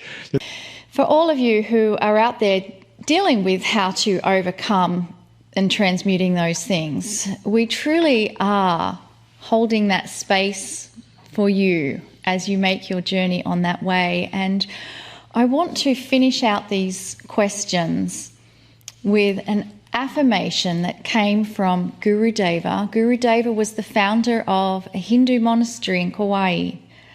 And when Lee and I were there, I picked up one of his affirmations, and they sit on my desk. And interestingly, when this question came up, that affirmation was on my desk. So let's use that affirmation as we prepare for that message from Kryon. I invite you to close your eyes and hear these words from Guru Deva.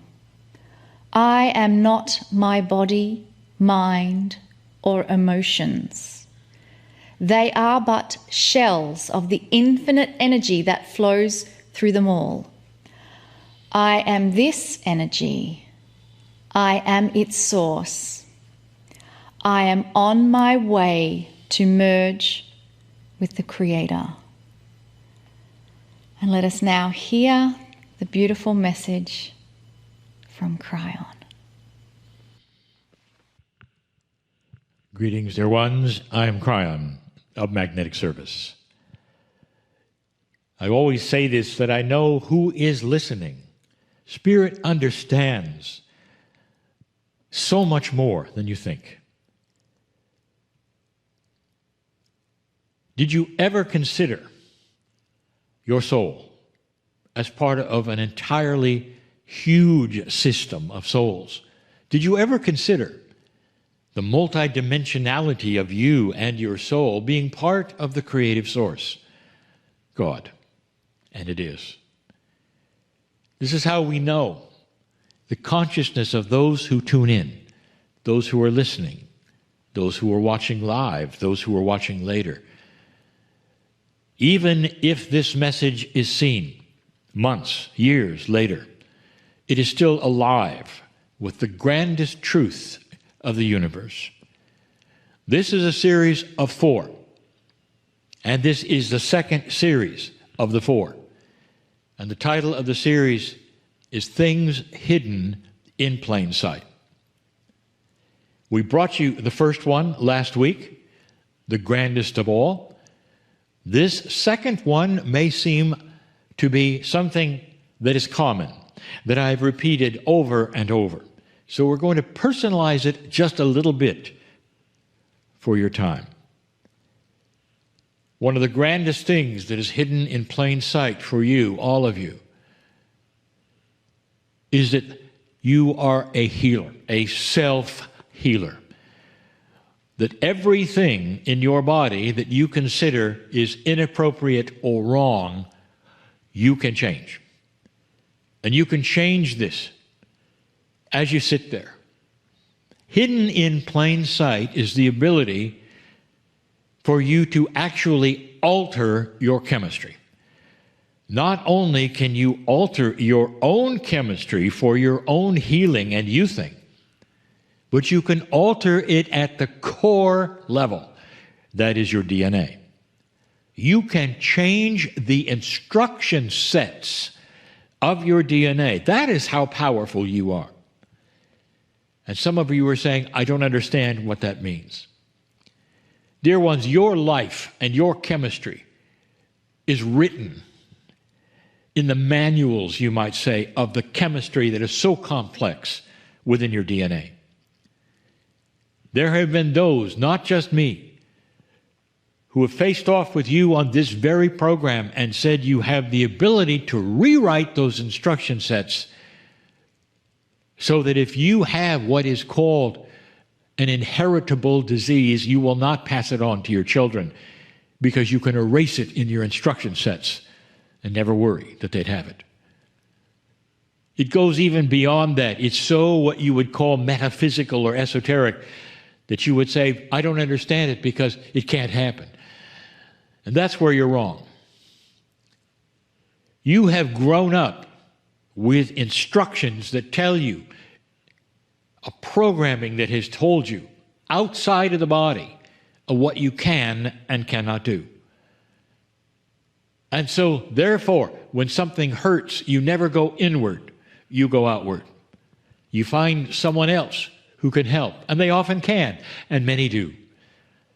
But is your first impression to turn inward or outward? Inside of you, what hides is majesty. I want you to consider some things, and then I want to get personal. Let's say you have a tumor growing in you. Whether it's benign or not, it's there. Where did it come from? Are you aware it did not come from outer space? It did not come from another dimension. It came from, are you ready? Your own chemistry, thoughts, and consciousness. That's where it came from. Now, you won't like that.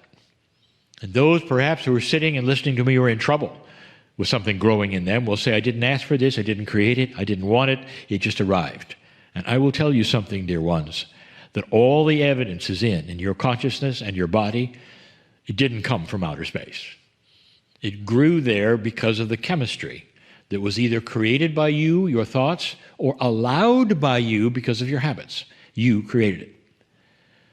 Now, if you understand that, you also understand you can uncreate it. The chemistry that created it is the chemistry that can uncreate it. It is doable.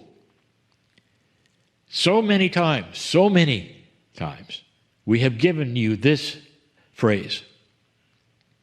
Talk to your cells, they are listening. And there are so many who will say, well, I don't fully understand that, but I'll talk out loud to my cells, and I'll tell you this, that you're simply throwing words into the air. You're not getting it.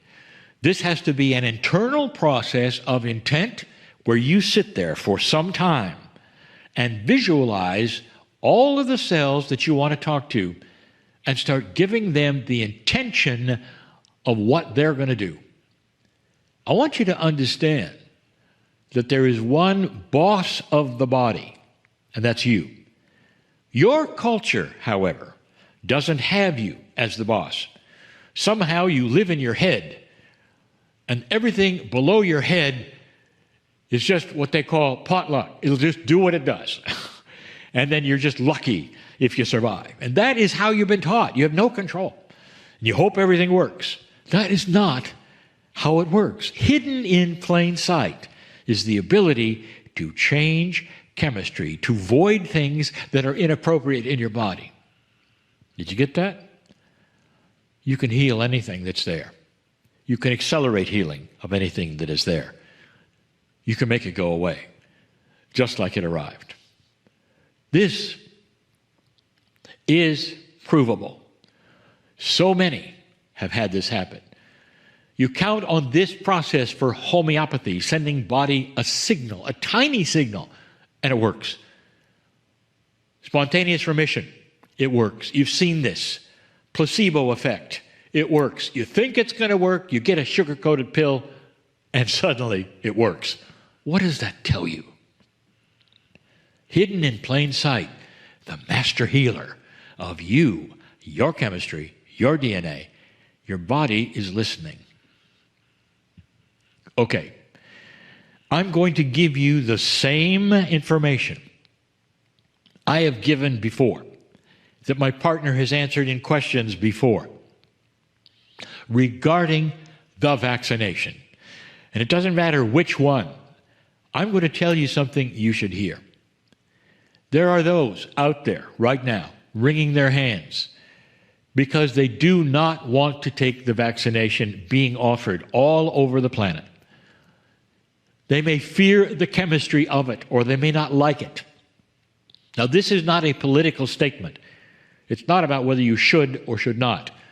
This is a statement in case you take it and you feel you've had to, and you're sitting there in despair because you've taken something you didn't want to, and now you're afraid of its effects.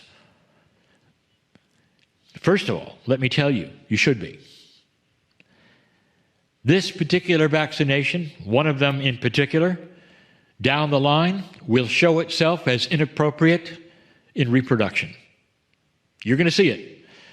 And they didn't know it, and it was not tested long enough But there are those who say everyone should take it, and therefore many have.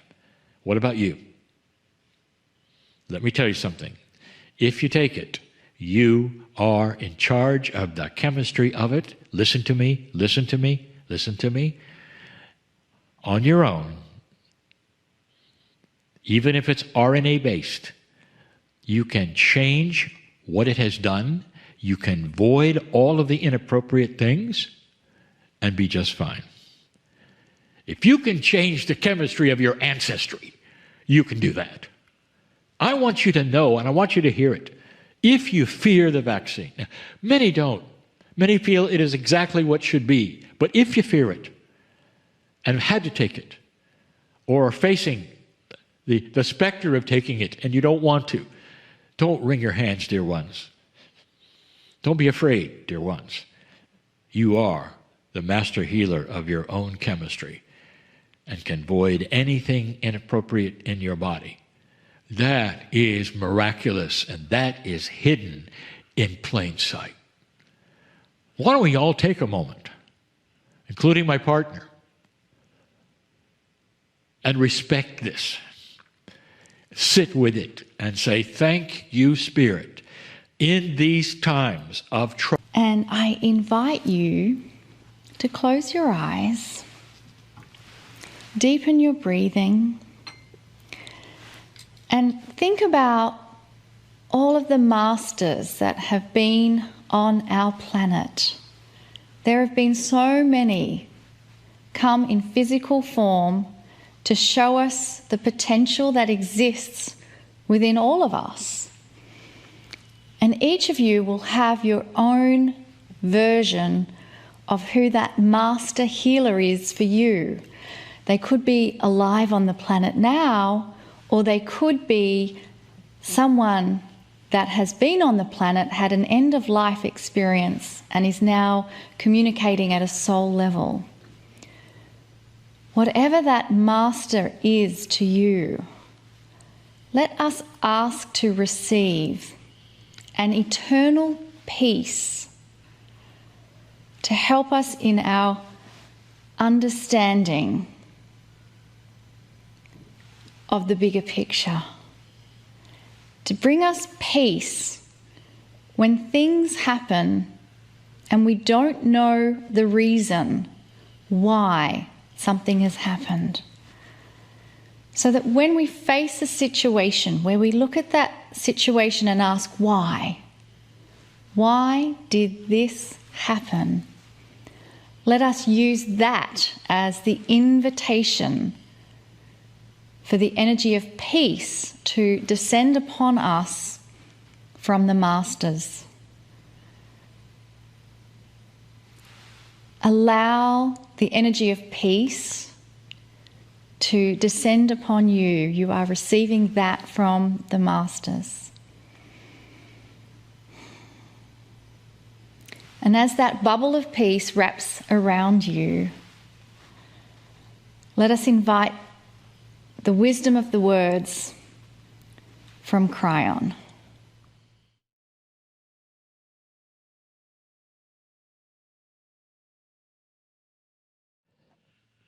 Greetings, dear ones. I am Kryon of Magnetic Service.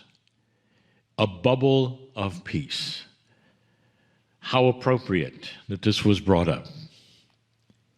This is indeed another installment of the series of 4, which we call Things Which Are Hiding in Plain Sight.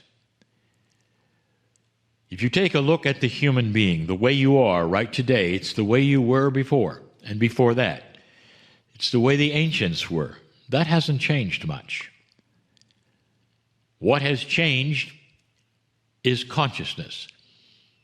Your ability perhaps to understand and develop belief systems that involve very complex ideas that are beyond that which is 3D. You have no problems with a beautiful, loving God that can hear a billion prayers all at once. That's not linear. You don't even ask, how can God do it?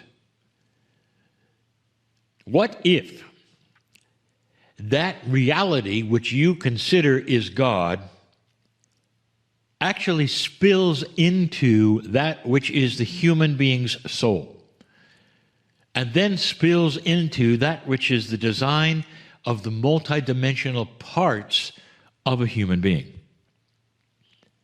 Dear ones, your cellular structure, your DNA, has multidimensional pieces and parts. If you don't believe that, ask this: what does a quantum biologist study? They study the multidimensional parts of the human being, the quantum parts, they would say. Quantum is a word that we would use, perhaps improperly to a physicist, that says it is a multidimensional part. If that is true, that means that you also have within you the ability to be nonlinear. Kryon, what are you talking about? All this science. One of the things that's hiding in plain sight is your soul. Now, we have never really said that before. We've talked about some of the other things hiding in plain sight before, but not this one. This is new. That is why the Circle of 12 was conceived.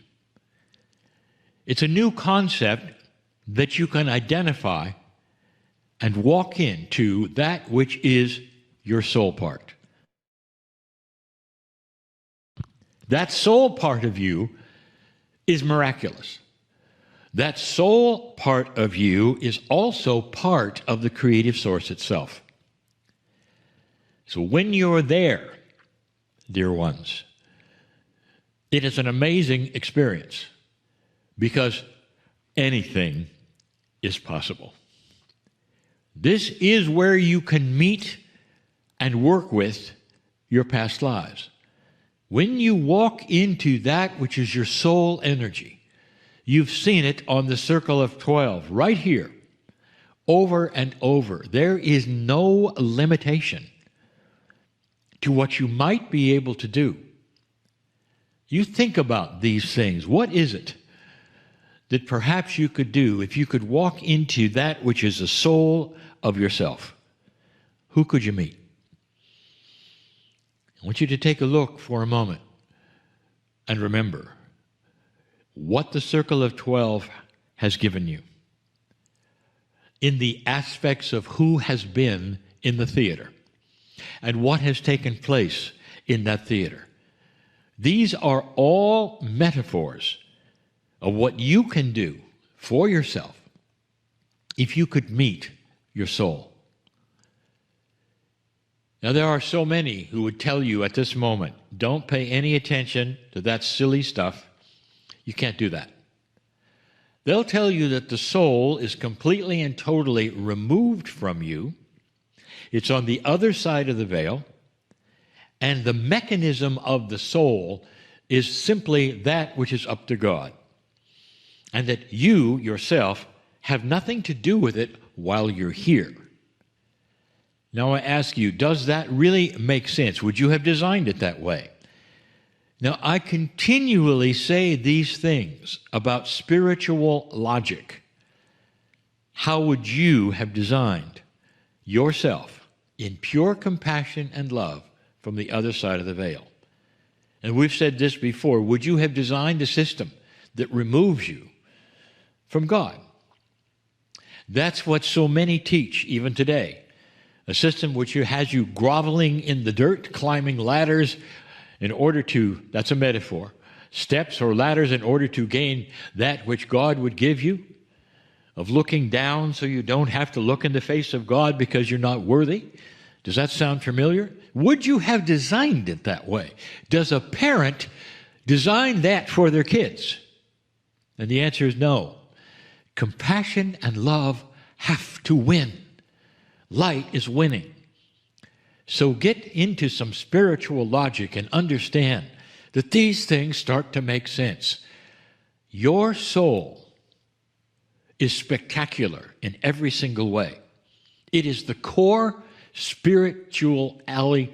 I would say spiritually, it is the core source of you and the Creator's connection. It's the core source of you and the Creator's connection. Connecting with God. Is it possible that you can look into the face of the Creator? And the answer is yes, because when you do, you look at your own face. You are part of everything. The soul is eternal.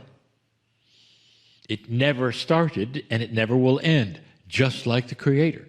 There is no difference.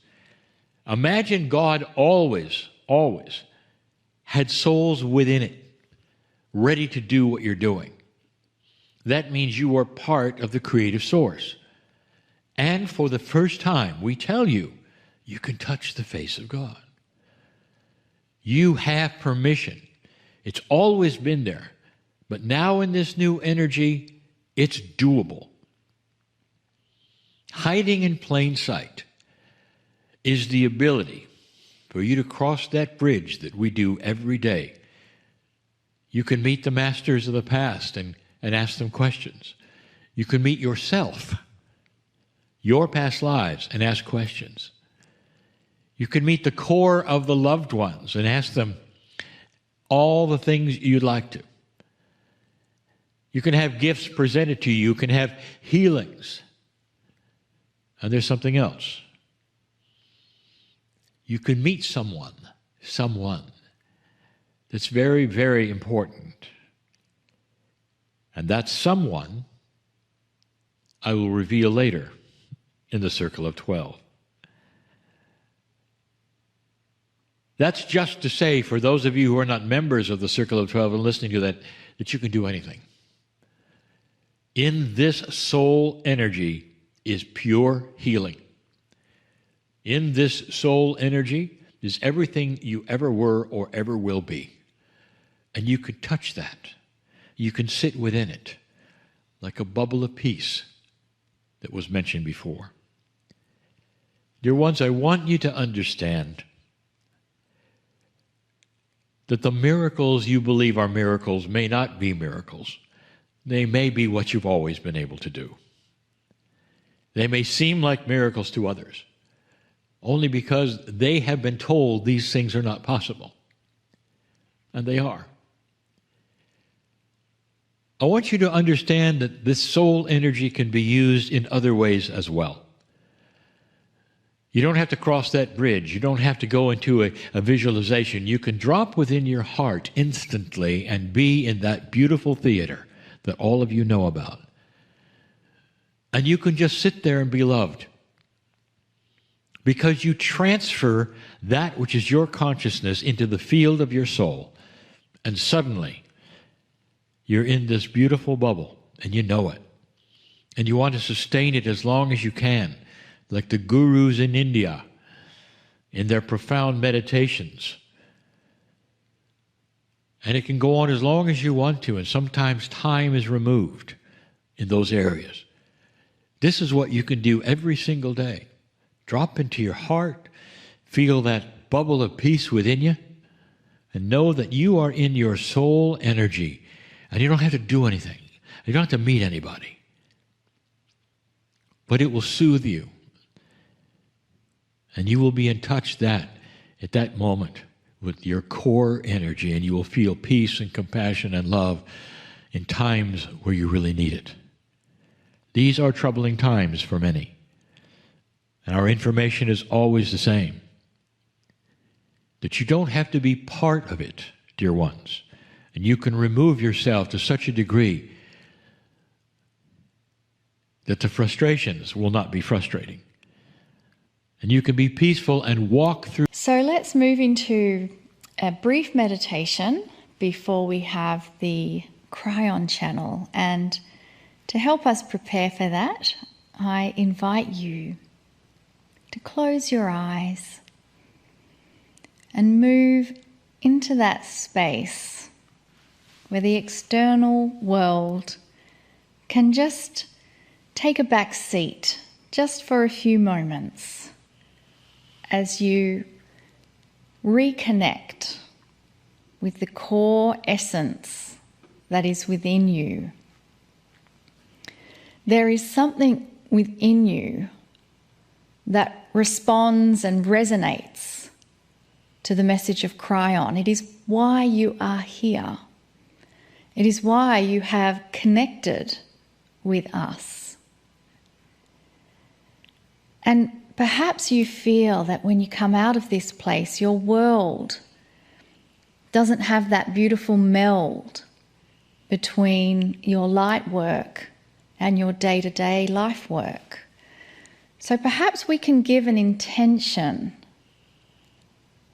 that as we move forward in our life, we have more of a meld between our spiritual life, our core essence, and that which we do on a day-to-day basis. Dear Spirit, bring about a meld between the core essence of my divine soul being and that which I do on a day-to-day basis. Dear Spirit, bring me the synchronicity that I need to fully step into my passion, my purpose, and the things that ignite my spark on a daily basis. And now with that request, imagine how that feels for you to already have that meld with your core spiritual self and that which you do in a daily life. And let us give gratitude and thanks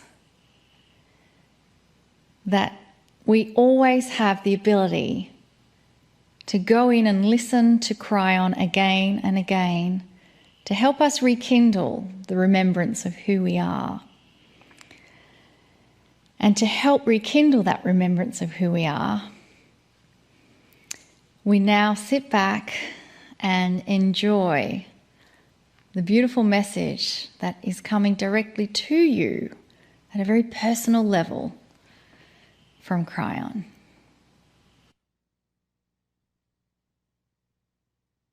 Greetings, dear ones. I am Kryon of Magnetic Service. So much is happening, dear ones, with you.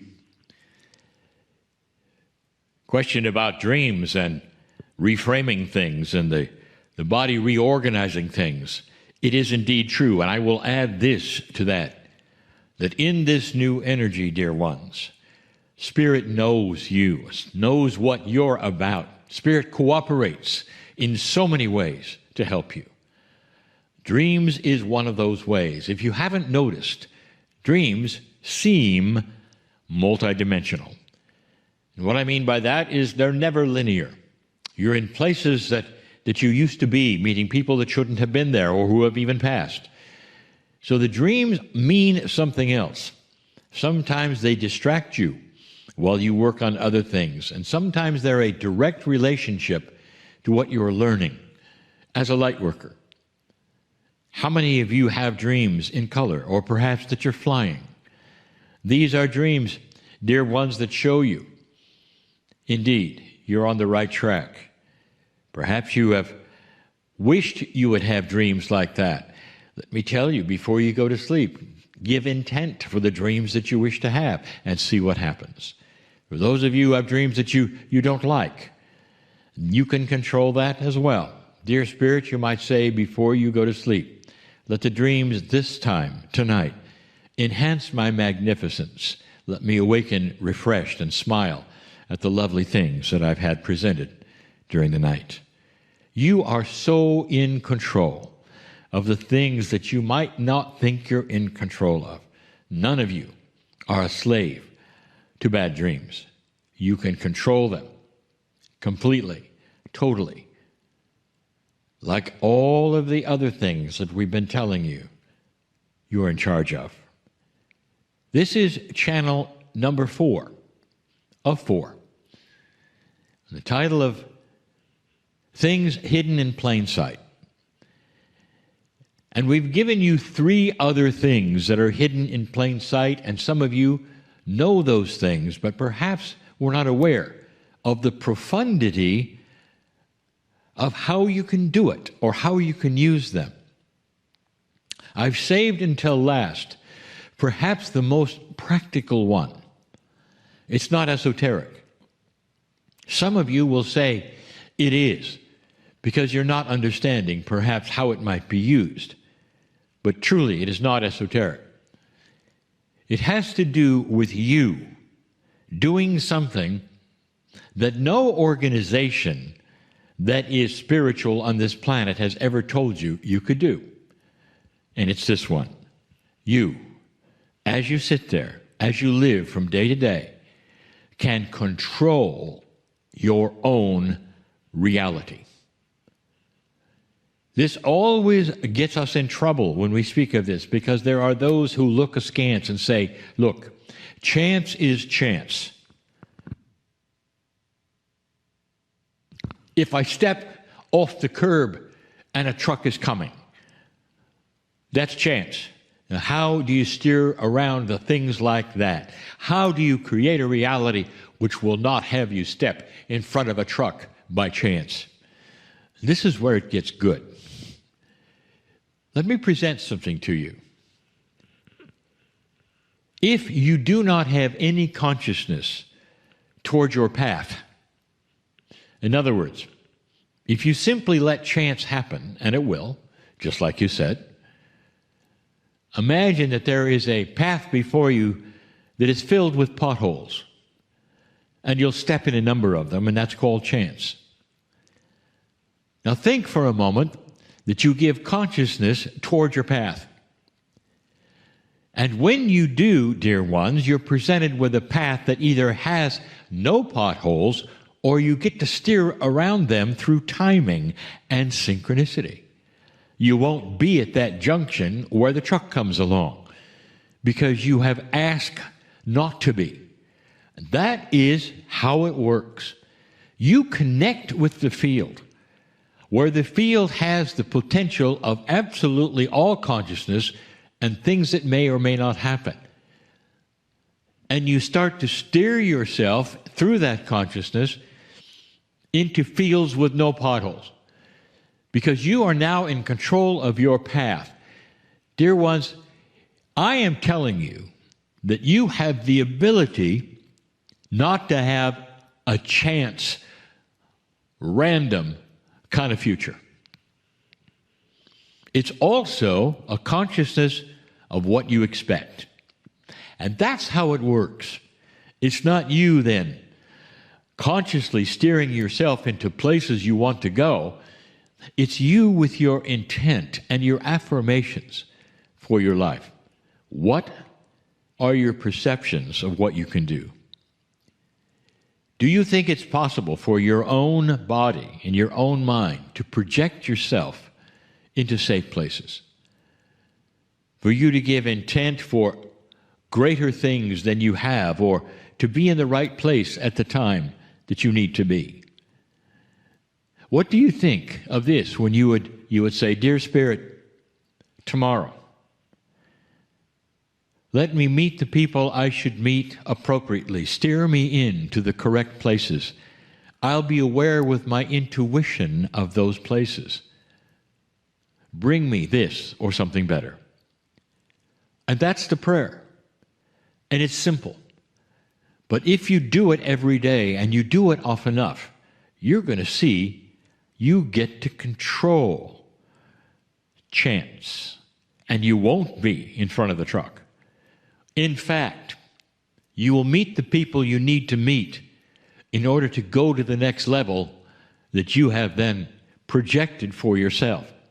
I wouldn't tell you this if it were not then being able to be measured by others, seen by others.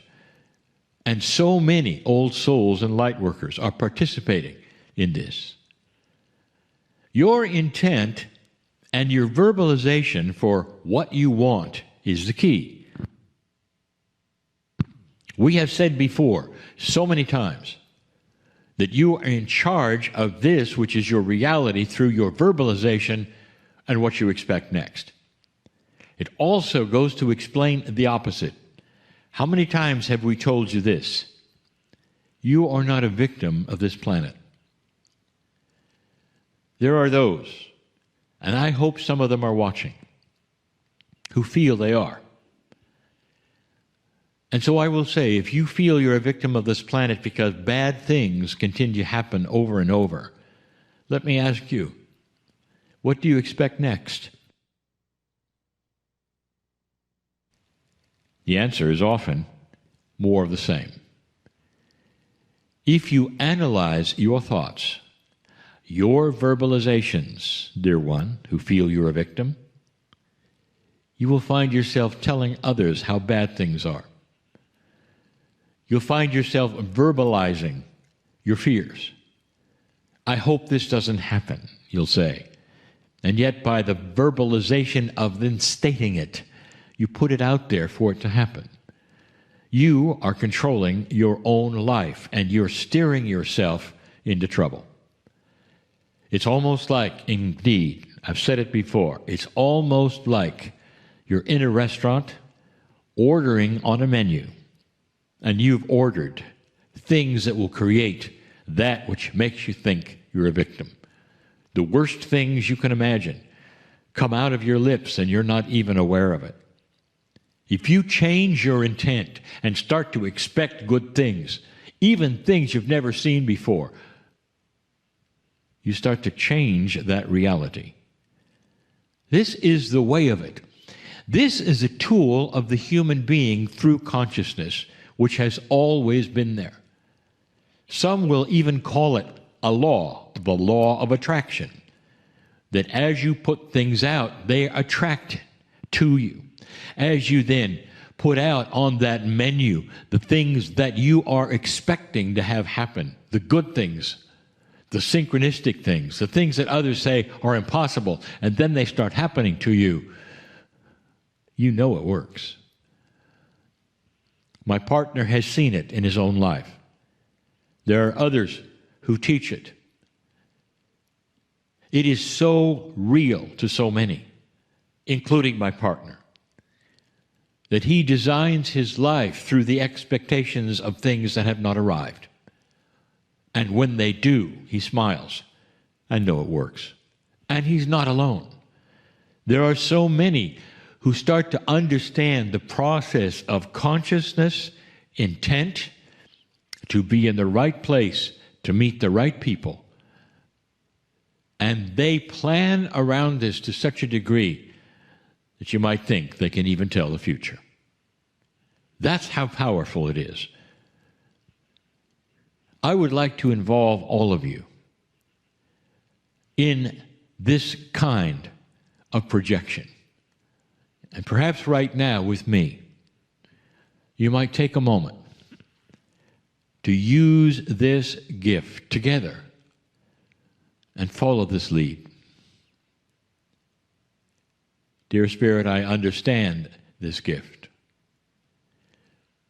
Dear Spirit, I am not a victim of chance. Dear Spirit, my magnificence can help create a reality for myself that is healthy, steered into the correct place, not by chance. Dear Spirit, I intend the best for myself. Dear Spirit, let me be in the right place at the right time. Dear Spirit, I wish to take my magnificence and push it to the future and see the solution to all the things today that are inappropriate in my life. Dear Spirit, this is my legacy. I am aware of the new energy, and I claim it for myself, knowing that light will shine upon me. It's the light of my own soul. It's the light that I came with. It's the light that will change everything from now on. And if you want to put an amen at the end of that, go ahead. That's traditional.